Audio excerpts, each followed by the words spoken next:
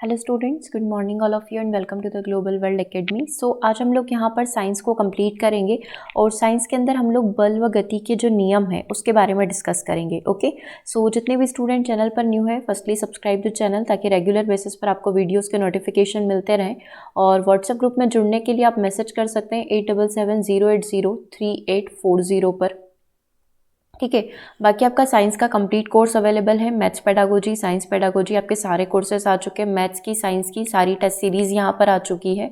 Okay, तो जो भी कोर्सेज आपको बाय करना है आप वीडियो के डिस्क्रिप्शन में देख सकते हैं, हर एक कोर्स का लिंक डला हुआ है। और आप चाहें तो डायरेक्टली ऐप पर जाकर भी प्रैक्टिस कर सकते हैं। वहाँ पर बहुत सारे फ्री टेस्ट भी आपको प्रोवाइड किए गए। यदि आप कोई टेस्ट सीरीज़ और कुछ बाय नहीं करना चाहते तो फ्री टेस्ट भी लगा सकते हैं एंड फ्री डेमो फाइल्स भी अवेलेबल है, आप उनसे भी स्टडी कर सकते हैं। ओके, चलिए स्टार्ट करते हैं। तो देखो, बल व गति के नियम के बारे में हमें डिस्कस करना है। ये भी आपका चैप्टर नंबर 9 है, इसी में हम लोग क्लास 9th का हम लोग यहाँ पर पढ़ रहे हैं। इसमें कुछ चीज़ों के बारे में हमको डिस्कस करना है। बल के प्रकार कितने होते हैं, संतुलित असंतुलित बल क्या होता है, गति का प्रथम नियम, जड़त्व तथा द्रव्यमान क्या होता है, गति का द्वितीय नियम, तृतीय नियम और संवेग संरक्षण का नियम क्या है। कल हम लोग जो है इससे रिलेटेड कुछ क्वेश्चन कर चुके थे, राइट। तो इन्हीं क्वेश्चंस की सीरीज़ को भी हम लोग आगे बढ़ाएंगे। संवेग संरक्षण का नियम क्या होता है, इससे कैसे क्वेश्चन पूछे जाते हैं, ये सारी चीज़ें आज के सेशन में हमको कंप्लीट करनी है। ओके, तो वन बाय वन करके स्टार्ट करते हैं। सबसे पहले बल के बारे में, फोर्स के बारे में देख लीजिए। किसी वस्तु में वेग का परिमाण बदलने के लिए, अर्थात वस्तु की गति को तेज या धीमा करने के लिए या फिर उसकी गति की दिशा बदलने के लिए हम लोग क्या करते हैं, बल का प्रयोग करते हैं। मान लो कोई एक वस्तु गतिशील अवस्था में तो हम लोग उसको रोकना चाहते हैं, या कोई वस्तु विराम अवस्था में तो उसको गतिशील करना चाहते हैं, या फिर वो इस डायरेक्शन में जा रही है, हम लोग उसको धक्का देकर इस डायरेक्शन में लेकर जाएं, है ना। तो इन सब के लिए हमको जो एक्टिविटी करनी पड़ेगी, लाइक बल का प्रयोग हमको करना पड़ेगा। किसी बल के प्रयोग के द्वारा किसी वस्तु के आकार और आकृति को भी बदला जा सकता है। बल के प्रभाव क्या क्या देखने को मिल सकते हैं। बल किसी स्थिर वस्तु को गतिशील बना सकता है, जस्ट लाइक एक फुटबॉल को पैर से धक्का मारने पर वह गतिशील हो जाएगा। गतिशील वस्तु को स्थिर कर सकता है, जैसे गाड़ियों में ब्रेक लगाने से गाड़ी रुक जाती है। बल किसी भी गतिशील वस्तु की दिशा बदल सकता है। साइकिल का जो हैंडल है उस पर अगर आप बल लगाएंगे तो आप अपनी डायरेक्शन को यहाँ पर चेंज कर सकते हैं। ठीक है, अब बल कितने प्रकार के होते हैं, बल दो प्रकार के होते हैं, संतुलित बल होता है और असंतुलित बल होता है। ठीक है, बैलेंस फोर्स यहाँ पर क्या होता है, बल संतुलित कहे जाते हैं जब वे एक दूसरे को निष्प्रभावी करते हैं और उनका परिणाम नेट बल यहाँ पर जो है, ओवरऑल जो फोर्स है वो शून्य हो जाएगा। जैसे कि ये भी इस दिशा में इतनी ही प्रभाव से फोर्स लगा रहा है और ये भी इस दिशा में लगा रहा है, तो इनका नेट फोर्स कितना हो जाएगा, 0 हो जाएगा। जस्ट लाइक आप रस्साकस्सी की बात करते हैं, है ना। रस्साकस्सी के खेल में जब दोनों टीमें रस्से को बराबर बल से खींचती है तब परिणामी बल 0 होगा और दोनों टीमें अपने स्थान पर स्थिर बनी रहेगी। इस दिशा में दोनों टीमों के द्वारा लगाया गया बल क्या कहलाता है, संतुलित बल कहलाता है। दोनों इक्वल फोर्स यहाँ पर लगा रहे हैं।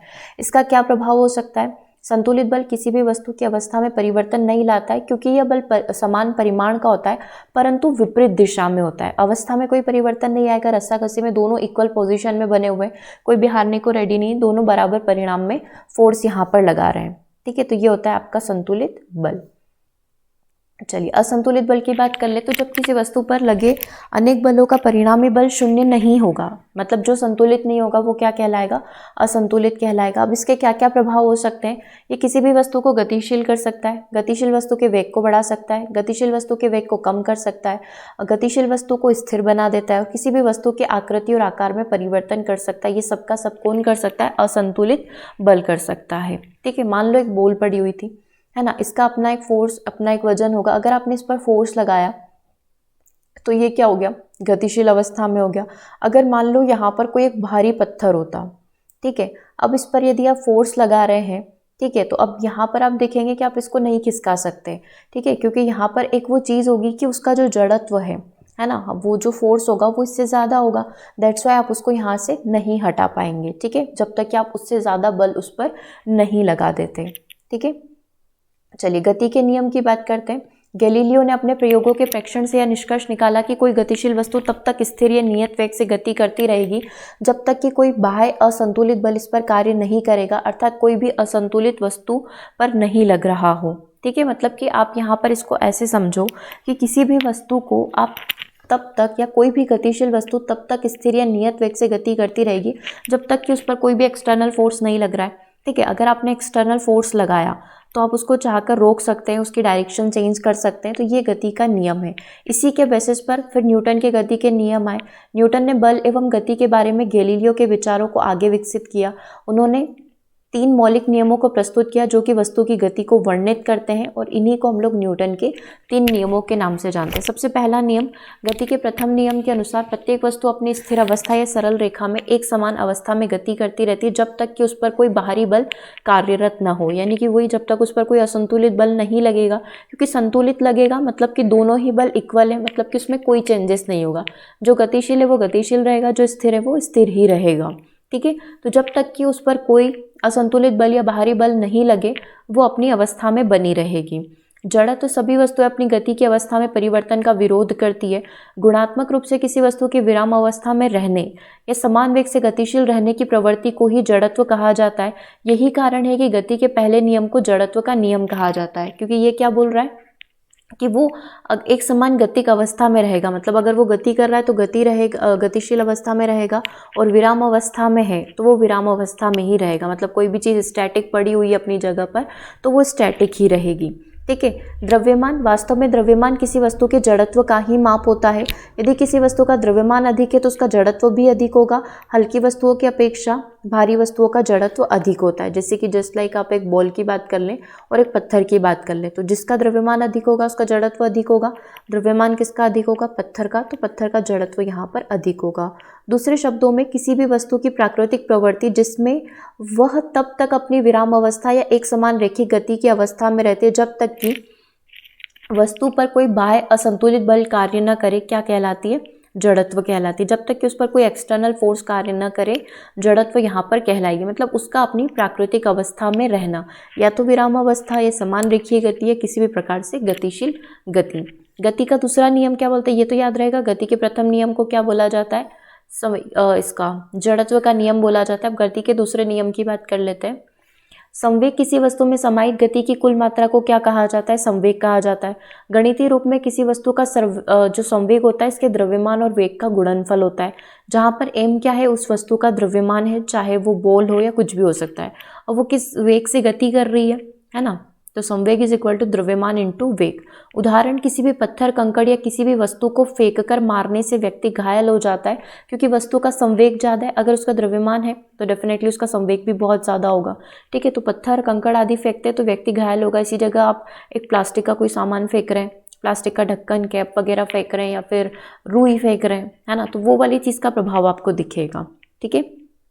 चलो अब इसके आगे डिस्कस कर लेते हैं। किसी वस्तु का संवेग, अगर वस्तु विराम अवस्था में है तो, ठीक है, ये कंडीशन लेकर चलते हैं। मान लीजिए कोई वस्तु विराम अवस्था में है तो उसका द्रव्यमान, ठीक है, और वेग की बात करें तो वेग यहाँ पर क्या होगा? 0 होगा, क्योंकि वो विराम अवस्था में है ना, अपनी फिक्स पोजीशन में, वो कोई अपनी पोजीशन को चेंज नहीं कर रही। तो संवेग का सूत्र क्या होता है? P is equal to mv होता है। द्रव्यमान इंटू वेग होता है। द्रव्यमान कितना है?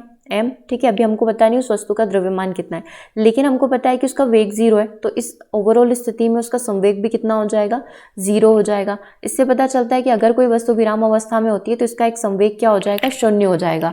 ये चीज़ आपको कहाँ पर हेल्प करेगी? ये चीज़ आपको उस क्वेश्चन में हेल्प करेगी जब आप वो राइफल वाले क्वेश्चन करते हैं ना, कि बंदूक से गोली दागी जाती है, तो उसका प्रारंभिक संवेग आपको पता होगा कि प्रारंभिक संवेग जो है उसका 0 क्यों होता है? क्योंकि शुरुआती अवस्था में जो है बंदूक के अंदर गोली है, मतलब कि वो अभी फिक्स है ना। अब जब हम लोग उसका पोजीशन चेंज करेंगे, जब हम लोग यहाँ पर ट्रिगर दबाएंगे, तब जाकर वो गतिशील पोजीशन में आएगी। तो उस स्थिति में जब राइफल के अंदर गोली है और स्टैटिक पोजीशन में है, यानी कि विराम अवस्था में, तो उस केस में हमारा जो संवेग होगा वो 0 होगा। क्योंकि मैं आपको संवेग संरक्षण का नियम पढ़ाऊंगी तब हम लोग ये वाली कंडीशन करेंगे, m1u1 plus m2u2 is equal to m1v1 plus m2v2, है ना। तो उस कंडीशन में प्रारंभिक अवस्था में u1 0 होगा, प्रारंभिक वेग उसका 0 होगा। तो उस कंडीशन में हम लोग उस पूरे को क्या कंसीडर करेंगे? 0 कंसीडर करेंगे। आगे आने वाले न्यूमेरिकल में ये चीज़ आपको और क्लियर हो जाएगी। ये तो क्लियर हो गया, संवेग 0 होता है शुरुआती अवस्था में अगर कोई वस्तु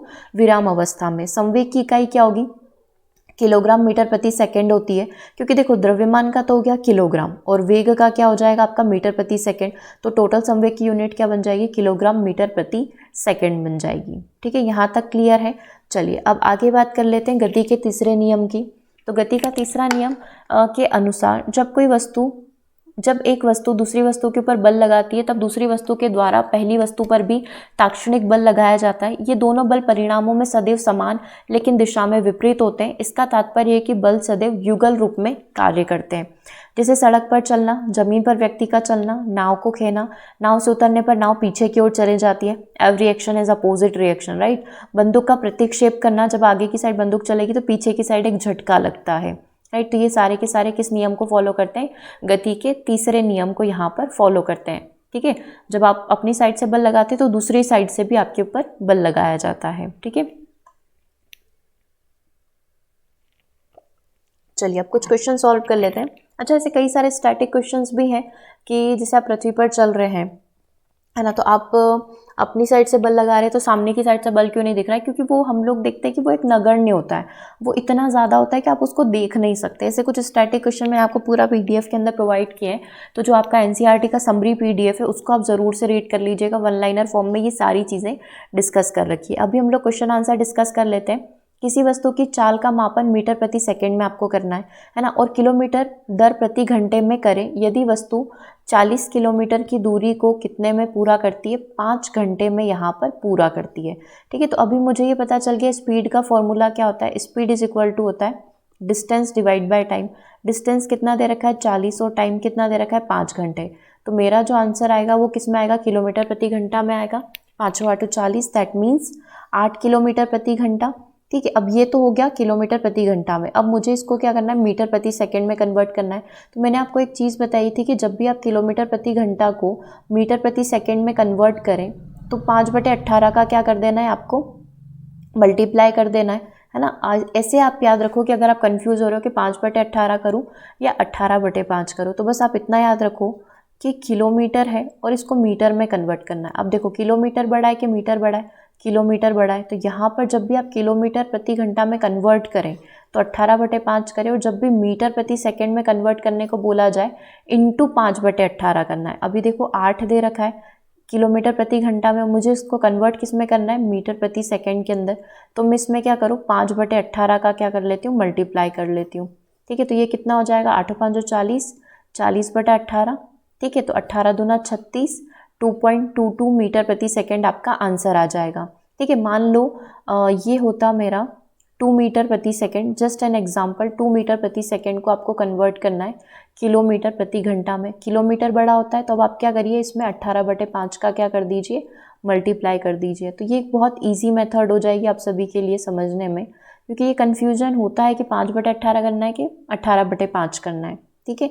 ये आपको 1000/3600 से बचाने की कोशिश की जा रही है। तो ये कितना हो जाएगा? 18 दूना 36/5 हो जाएगा इस तरीके से, ठीक है। तो आप ऐसे कर सकते हैं इसको कि जब भी मीटर प्रति सेकंड में कन्वर्ट करना है, मीटर छोटा होता है मतलब 5/18 का मल्टीप्लाई करना है। Got it? अभी आंसर क्या आ गया? 2.2 मीटर प्रति सेकंड आ गया। अगर अभी भी कोई कन्फ्यूजन है, 1 मिनट आप पॉज लो और इसको समझो कि क्या अभी आपको बताया गया है, ठीक है। चलिए नेक्स्ट क्वेश्चन की तरफ चलते हैं। नेक्स्ट क्वेश्चन देखिएगा, क्वेश्चन नंबर 2 आपकी स्क्रीन पर है। कोई मोटर कार अपने वेग को 40 किलोमीटर प्रति घंटा से 60 किलोमीटर प्रति घंटा 5 सेकंड में बढ़ा देती है, मतलब 5 सेकंड में स्पीड 40 से 60 हो गई है। इसका त्वरण आपको यहाँ पर ज्ञात करना है। 1 सेकेंड। देखो त्वरण वाली चीज़ें तो आपने देखी रखी है। त्वरण कैसे निकाला जाता है? कल के ही सेशन में हमने तीनों इक्वेशन वाले क्वेश्चन कंप्लीट कर लिए थे। ये सेशन नंबर 3 है जहाँ पर हम लोग न्यूमेरिकल कंप्लीट कर रहे हैं। तो जितने भी स्टूडेंट डिमांड कर रहे थे कि फिजिक्स के सारे न्यूमेरिकल्स उनको कंप्लीट करना है, तो ये फिजिक्स ही है एक तरीके से, है ना। तो आप कंफ्यूज मत होइएगा, हम लोग यहाँ पर NCERT को फॉलो कर रहे हैं, सिलेबस को फॉलो कर रहे हैं। ऐसे स्पेसिफाई नहीं कर सकते कि ये फिजिक्स के क्वेश्चन कर रहे हैं, ये केमिस्ट्री के होंगे, ये मैथ्स के होंगे। जस्ट लाइक आप जैसा सिलेबस चल रहा है वैसे चलने दो चीज़ों को, ठीक है। 40 किलोमीटर प्रति घंटा से 60 किलोमीटर प्रति घंटा कितने में हुई है? 5 सेकंड में हुई है, ठीक है। और आंसर हमको दिख रहा है मीटर प्रति सेकंड में, मतलब कहीं ना कहीं जो MCQ फॉर्म में आपको 4 ऑप्शन दिखेंगे वो मीटर प्रति सेकंड में दिखेंगे, तो हमको उसी फॉर्म में आंसर निकालना है। देखो ये आ गया, 40 किलोमीटर प्रति घंटा को मीटर प्रति सेकंड में कन्वर्ट करने के लिए 5/18 से गुणा किया जाए तो ये कितना हो जाएगा? 4 और 5 200, 200/18। और 60 किलोमीटर प्रति घंटा को फिर से मीटर प्रति सेकंड में कन्वर्ट करेंगे तो ये 300/18 हो जाएगा। 200/18 और 300/18 मीटर प्रति सेकेंड। ठीक है, यहाँ तक क्लियर है। अब हमको क्या करना है, त्वरण निकालना है। तो गति की जो हमने पहली इक्वेशन देखी थी वो क्या थी, v = u + at थी, ये इक्वेशन थी। अब हमारे पास जो है v कितना है, 40 से 60 हो गया, मतलब अंतिम वेग जो है वो कितना है, 60, मतलब कि 300/18 हमने इसको कन्वर्ट कर दिया, राइट। तो इसको हम लोग डायरेक्टली अब 300/18 लिखते हैं। ये 300/18 और u को इधर लेकर आ जाओ, मतलब कि 40/18 यानी कि 200/18। ठीक है, और a की वैल्यू आपको निकालनी है, त्वरण एक्सेलरेशन निकालना है, और t कितना है, 5 सेकेंड है। बस आपको इसको सॉल्व कर लेना है। सॉल्व कर लीजिए, इसको क्या आंसर आएगा।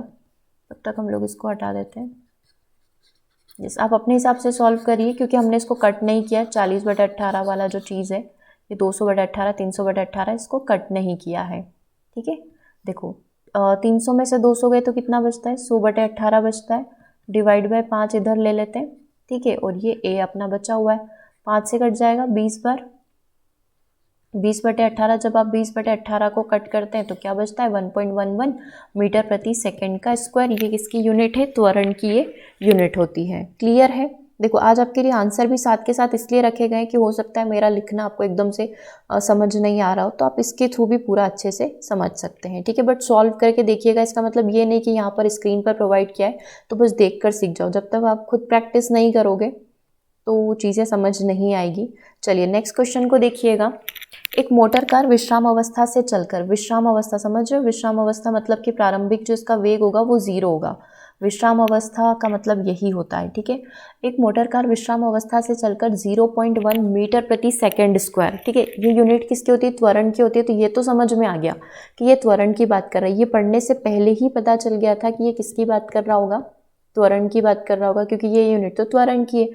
अगर वो उस वेग की बात करता तो वो मीटर प्रति सेकेंड बोलता। ठीक है, 4 मिनट तक चलती है तो t कितना दे रखा है, 4 मिनट। क्यों ना इसको सेकेंड में कन्वर्ट कर ले, इंटू 60 कर ले, तो ये 240 सेकेंड हो जाएगा। ठीक है, चलती है।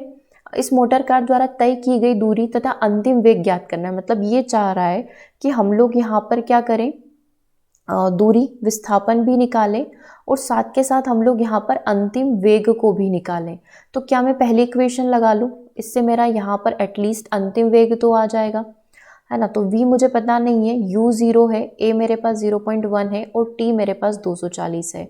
तो अगर मैं यहाँ पर v देखूँ तो ये कितना हो जाएगा, 24 हो जाएगा। 24 मीटर प्रति सेकेंड मेरा अंतिम वेग आ गया। ठीक है, यहाँ तक क्लियर हो गया। u आपका 0 है, v आपका 24 है, a आपका 0.1 है और t कितना निकाला था, 240 निकाला था। ठीक है, अब आपको क्या करना है, वो वाली इक्वेशन लगा लो, s = ut plus half AT²। आप चाहे तो तीसरी वाली भी लगा सकते हैं, v² = u² प्लस 2as वाली भी लगा सकते हैं, क्योंकि हमारे पास v है, u है, 2 है, a है। बस s आपको निकालना है, सेम एज इट इज़ यहाँ पर है, s आपको निकालना है। u की वैल्यू 0 है तो t का कोई मतलब नहीं है, इंटू करेंगे तो वो वैसे ही 0 हो जाएगा। हाफ a की वैल्यू 1/10, 0.1 है तो 1/10 मान लेते हैं। t का स्क्वायर मतलब 240 इंटू 240 हो जाएगा। एक 0 से एक 0 कट हो गया, 2 से ये 12 बार हो गया। मतलब s की वैल्यू मुझे कुछ ऐसी दिखाई दे रही है यहाँ पर, 12 इंटू 240। ठीक है, if I am not wrong, 12 चौक 48, 12 दूना 24 और 4 कितने होते हैं, 28 होते हैं। ठीक है, तो ये मेरी आ गई डिस्टेंस, और डिस्टेंस किस में आएगी, मीटर में आएगी, क्योंकि मीटर प्रति सेकेंड से ही सॉल्व कर रहे हैं सब चीज़ों को। ठीक है, तो ये आ गया 12 चौक 48, 12 दूना 24 और 4 कितने 28 ही होते हैं, 2880 मीटर यहाँ पर आपका आंसर आ जाएगा। ठीक है, तो विस्थापन निकाल लिया, बिल्कुल निकाल लिया, 2880, और अंतिम वेग निकाल लिया, बिल्कुल निकाल लिया। कहाँ निकाला था, 24 निकाला था। ठीक है, क्लियर है। आप चाहे तो इस इक्वेशन से भी सॉल्व कर लेना। v का स्क्वायर मतलब 24 का स्क्वायर, u का स्क्वायर मतलब 0 का स्क्वायर, 2, a का वैल्यू कितना था, 0.1 था, और ये s, यहाँ से s की वैल्यू आ जाएगी। ओके, क्लियर है। चलिए आगे बढ़ते हैं। आगे आप पढ़िएंगे अब हम लोग यहाँ पर संवेग संरक्षण के नियम को। ठीक है, यदि किसी समूह में वस्तुएं एक दूसरे पर बल लगा रही है, अर्थात पारस्परिक क्रिया कर रही है, तो पारस्परिक क्रिया के पहले और बाद में उनका कुल संवेग संरक्षित रहता है, जब तक कि उन पर कोई बाह्य बल न लगे। इसी को संवेग संरक्षण का नियम यहाँ पर बोला जाता है। माना कि a तथा b दो गोले हैं जिनका द्रव्यमान क्रमशः m1 और m2 है, तथा इनका जो प्रारंभिक वेग है u1 और u2 है, मतलब ये u1 और u2 से यहाँ पर गति कर रहे हैं। एक छोटे से अंतराल t समय तक एक दूसरे से टकराने के पश्चात ये एक दूसरे से एक पल के लिए टकराए, इसके बाद इनका वेग यहाँ पर परिवर्तित हो गया। अब वेग परिवर्तित होकर क्या हो गया, v1 और v2 हो गया। तो यही संवेग संरक्षण का नियम है कि यदि किसी समूह में वस्तु एक दूसरे पर बल लगाती है अर्थात पारस्परिक क्रिया करती है, तो पारस्परिक क्रिया से पहले और बाद का उनका कुल संवेग यहाँ पर क्या हो जाता है, संरक्षित हो जाता है, और इसी को संवेग संरक्षण का नियम यहाँ पर बोला जाता है। ठीक है, प्रारंभिक संवेग u1 u2 था, इससे गति कर रही थी इस द्रव्यमान m1 m2 की द्रव्यमान की दो वस्तुएं u1 u2 से गति कर रही है, एक t समय अंतराल पर एक दूसरे से टकराती है, और उसके बाद इनका जो संवेग है वो परिवर्तित होकर क्या हो जाता है, द्रव्यमान तो वही रहेगा, बस संवेग में यहाँ पर क्या हो जाएगा, परिवर्तन हो जाएगा। ठीक है, जैसे कि एक एग्जांपल आप ले लें, गति के तीसरे नियम के अनुसार गेंद A के द्वारा गेंद B पर लगाया गया बल जो है FAB होगा, और गेंद B के द्वारा A पर लगाया गया बल क्या होगा, FB होगा, और एक दूसरे के बराबर और विपरीत होगा। दैट मीन्स A के द्वारा B पर लगाया गया बल नेगेटिव होगा B द्वारा A पर लगाए गए बल के, क्योंकि विपरीत है ना, लेकिन है इक्वल। ओके, तो आप इसको रिप्रेजेंट करना चाहें तो आप ऐसे भी लिख सकते हैं, जैसे कि ये फोर्स जो लगा है VA माइनस UA लगा है, और B की बात करें इस वाले टर्म में तो VB माइनस UB लगा, और इसको आप कन्वर्ट करेंगे तो आप इसको ऐसे भी लिख सकते हैं, MA U1 प्लस M1 लिख लो। चलो M1 बहुत आसान होगा क्योंकि न्यूमेरिकल हम लोग इसी पर करेंगे। M1 U1 is equal to M2 U2 which is equal to M1 V1 plus M2 V2, है ना। जो पहले संवेग है वो जस्ट बाद वाले संवेग के यहाँ पर क्या हो जाएगा, इक्वल हो जाएगा। M1 U1 plus M2 U2 is equal to M1 V1 plus M2 V2। ठीक है, चलो अब क्वेश्चन स्टार्ट करें। क्लियर हो गई, बस वो इक्वेशन याद रखनी है, बाकी सारी चीज़ें हम लोग अभी समझ लेंगे। एक 20 ग्राम द्रव्यमान को गोली 2 किलोग्राम द्रव्यमान की राइफल से 150 मीटर प्रति सेकंड के प्रारंभिक वेग से यहाँ पर छोड़ी जाती है। राइफल के प्रारंभिक प्रतिक्षेपित वेग की आपको गणना करना है। तो देखो 20 ग्राम द्रव्यमान की एक गोली है, मतलब गोली का द्रव्यमान मैं M1 मान लूँ 20 ग्राम है, तो अब हम लोग क्या करें, इसको किलोग्राम में कन्वर्ट कर लेते हैं। 0.02 हम लोग यहाँ पर मान लेते हैं ताकि इजी हो जाएगा समझना, क्योंकि जो 2 किलोग्राम द्रव्यमान की एक राइफल है, अब राइफल क्या हो गई, M2 हो गई। इसका द्रव्यमान कितना है, कितने किलो की राइफल है, 2 kg की राइफल है, और उसके अंदर जो गोली है उसका द्रव्यमान कितना है, 0.02 किलोग्राम है। कितने संवेग से इसको छोड़ा जाता है, 150 मीटर प्रति सेकंड के संवेग से छोड़ा जाता है। जस्ट बिकॉज यहाँ पर जो है राइफल के अंदर जो हम लोग बोल रहे हैं राइफल जो है, ठीक है, उसके अंदर जो गोली है वो विराम अवस्था में होगी, शुरुआती अवस्था में, मतलब कि U1 तो यहाँ पर 0 हो गया, है ना। अब U2 की अगर मैं बात करूँ तो U2 आपको कितना दे रखा है, 150 मीटर प्रति सेकंड यहाँ पर आपको दे रखा है। ठीक है, तो बस आपको ये 4 चीज़ें क्लियर करनी है, बाकी सारी चीज़ें ऑटोमेटिक आपकी हो जाएगी। M1 कितना है, दे रखा है, M2 कितना है, दे रखा है, U1 आपको पता है कि शुरुआती विराम अवस्था में 0 होगा, और U2 कितना हो जाएगा, 150 मीटर प्रति सेकंड यहाँ पर हो जाएगा। ठीक है, अब डायरेक्टली इक्वेशन से करते, इतना हम लोग सॉल्व नहीं करेंगे, डायरेक्टली हम लोग इक्वेशन पर आ जाते हैं। अभी आपने देखा U1 कितना है, 0 है, ठीक है, तो हमने इसको यहाँ पर मान लिया 0 प्लस M2 U2। अगर हम लोग यहाँ पर बात करें तो ये भी कितना हो जाएगा, 0 हो जाएगा। अब M1 आपने देखा था कि गोली का जो द्रव्यमान है 0.02 था, और जो प्रारंभिक संवेग जो था कि आफ्टर गोली दागने के बाद जो संवेग था वो 150 मीटर प्रति सेकंड से गया। ठीक है, और अब हमको उसके बाद का नहीं पता है, तो M2 की वैल्यू कितनी दे रखी थी, 2 दे रखी है, तो ये हो गई मेरी M2 की वैल्यू 2, राइट, और ये V2 मुझे निकालना है। तो बस आप क्या करेंगे, जस्ट इस इक्वेशन को आपको सॉल्व करना है। ठीक है, बस इस इक्वेशन को यहाँ पर सॉल्व कर लीजिए, आपका आंसर आ जाएगा। अगर हम लोग इसको सॉल्व करें तो ये डिवाइड बाय 100 हो जाएगा, एक 0 से एक 0 कट गई, 5 दूना 10, 5 तिया 15, मतलब इधर बचेगा 3 plus 2V2 is equal to 0, 3 is equal to minus 2V2। V2 की वैल्यू कितनी आ जाएगी, -3/2, यानी कि दैट मीन्स -1.5 मीटर प्रति सेकेंड। ऋणात्मक चिन्ह क्या प्रदर्शित कर रहा है कि राइफल गोली की विपरीत दिशा में गति करेगा, है ना। अतः राइफल का जो प्रतिक्षेपित वेग है 1.5 मीटर प्रति सेकंड कैसे होगा, पीछे की ओर यहाँ पर रहेगा। तो आपका आंसर क्या आ गया, 1.5 मीटर प्रति सेकंड, और ऋणात्मक चिन्ह गति की दिशा को यहाँ पर बता रहा है। ठीक है, क्लियर है यहाँ तक। ऐसे ही आपको सारे क्वेश्चंस को सॉल्व करने हैं, बस आपको सिंपली इस इक्वेशन को यहाँ पर ध्यान में रखना है। चलिए नेक्स्ट क्वेश्चन को देखिएगा। अच्छा, आंसर देखने से पहले एक बार पूरा क्वेश्चन के ऊपर फोकस करेंगे, उसके बाद देखेंगे कि क्या ये लैंग्वेज आपको समझ में आ रही है। 50 ग्राम द्रव्यमान की एक गोली है, मतलब वही आपसे M1 की बात हो रही है, इसको किलोग्राम में कन्वर्ट कर लें, दैट मीन 0.05। सेम क्वेश्चन है, 4 किलोग्राम द्रव्यमान की राइफल है, मतलब M2 की वैल्यू कितनी हो गई, 4 kg हो गई, है ना। अब 35 मीटर प्रति सेकंड के प्रारंभिक वेग से छोड़ी जा रही है, ठीक है। तो अब छोड़ी जा रही है, दैट मीन्स यहाँ पर V1 की बात हो रही है, ठीक है। V1 कितना हो जाएगा, 35 मीटर प्रति सेकंड। U1 यहाँ पर कितना हो जाएगा, गोली का प्रारंभिक वेग 0 है और राइफल का जो अंतिम वेग है, दोनों ही यहाँ पर 0 है। हमारे पास केवल V1 की वैल्यू है और हमको क्या फाइंड आउट करना है, क्या निकालना है, हमको V2 यहाँ पर निकालना है, ठीक है। सारी चीज़ें क्लियर हो गई। हमको क्या क्या चीज़ें दे रखी है, हमको M1 दे रखा होता है, हमको M2 दे रखा है, U1 और U2 यहाँ पर 0 है क्योंकि इनिशियल विराम अवस्था में। और अगर मैं बात करूँ V1 की और V2 की गोली दागने की बात की कंडीशन की, तो ये 35 है और V2 की वैल्यू मेरे को यहाँ पर निकालनी है। तो बस इक्वेशन में वैल्यू रखते जाइए, क्योंकि आपको पता है इक्वेशन क्या है, M1U1 plus M2U2 is equal to M1V1 plus M2V2। अब यहाँ पर देखो U1 0 है, मतलब ये पूरा 0 हो गया, U2 0 है, मतलब ये पूरा 0 हो गया। M1 की वैल्यू क्या है, 0.05। अच्छा, आप कंफ्यूज तो नहीं हो रहे, M1 की वैल्यू यहाँ क्यों नहीं रखी, क्योंकि अगर मैं 0.05 का 0 में इंटू करूँगी तो वो ऑलरेडी 0 होगा, दैट्स वाई मैं यहाँ पर नहीं लिखी, है ना। M1 की वैल्यू 0.05 हो गई। V1 कितना है, 35 दे रखा है। M2 कितना था, M2 4 था, है ना। और V2 हमको निकालना है, तो बस इसको सॉल्व ही करना है, ये पूरा 0 हो ही गया है, ठीक है। तो ये अगर अपन ऐसे, चलो इसको ऐसे रहने देते हैं, 0.05 into 35 plus 4V2। 4V2 is equal to minus का हो जाएगा, ये 5/100 इसको लिख लेते हैं और ये 35 हो गया। अब आप देख लो ये कैसे कट रहा है, इसको 5 से कट करें, चलो 5 और 7 35 होता है और 5 दूना 10, मतलब कि ये हो गया आपका 35 बटा, और कट हो रहा है 5 चौक 20, ठीक है। एक सेकेंड, देखो यहीं से स्टार्ट किया था अपन ने, 5 दूना 10, 5 और 7 35, 5 चौक 20, ठीक है।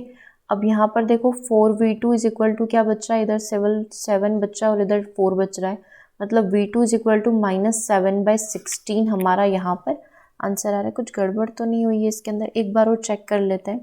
M1 ये तो पूरा 0 था, ये तो हमने सही लिखा है। M1 0.05 लिखा है, इंटू 35 लिखा है, V1 35 था। यहाँ पर M2 4 है, V2 आपका कितना है, निकालना है, ठीक है। तो 0.05 इंटू 35 मतलब 5/100 इंटू 35 प्लस 4V2 हमने किया है ना। तो ये 7/16 यहाँ पर आपका -7/16 जो है आपका यहाँ पर आंसर होगा। और अगेन नेगेटिव डायरेक्शन यहाँ पर आ रही है ना, ये रहा आपका -7/16, दैट मीन 0.44 मीटर प्रति सेकेंड। गोली चलाने के बाद का कुल संवेग इक्वल होगा गोली चलाने के पहले के कुल संवेग के, ठीक है।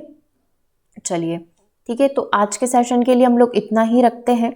बाकी ये कुछ क्वेश्चंस और हैं जिनको हम लोग नेक्स्ट सेशन में यहाँ पर कंप्लीट कर लेंगे, ओके। क्योंकि काफ़ी बड़ा चैप्टर है, बहुत सारे, मतलब आप अगर एक दिन में 50-60 न्यूमेरिकल भी करेंगे ना, तो लगातार आप करते रहें, ख़त्म नहीं होंगे, इतने न्यूमेरिकल्स इन पे बने हुए हैं। तो बस बेसिक कंसेप्ट आपको ध्यान रखना है। 3 इक्वेशन से सारे क्वेश्चन सॉल्व हो जाते हैं।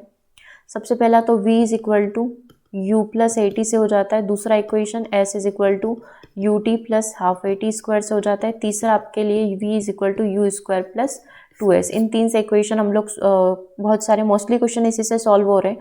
बाकी हमने चाल वाले क्वेश्चन कर लिए, speed is equal to distance upon में टाइम, टोटल वेग क्या होता है, औसत वेग क्या होता है, त्वरण कैसे निकालेंगे, ये सारी चीज़ें हम लोग कर चुके हैं, राइट। तो इसके आगे के क्वेश्चन थोड़े से एडवांस लेवल के रहेंगे, उसमें 2-3 चीज़ें एक साथ निकालनी पड़ेगी, वो हम लोग नेक्स्ट सेशन में मोस्ट प्रोबेबली कंप्लीट कर लेंगे। बाकी PDF ऐप पर आ चुका है सारे क्वेश्चन, इसके बाद के जितने भी क्वेश्चन हैं ऑलरेडी 2 दिन पहले ही अपलोड कर दिया जा चुका है, तो उससे आप प्रैक्टिस करते रहिएगा। सॉल्यूशन भी साथ के साथ दिया गया है ताकि आप साथ के साथ प्रैक्टिस भी करते रहें, ओके। तो आज के सेशन को यहीं ओवर करते हैं, मिलेंगे हम लोग नेक्स्ट सेशन में। Thanks for watching.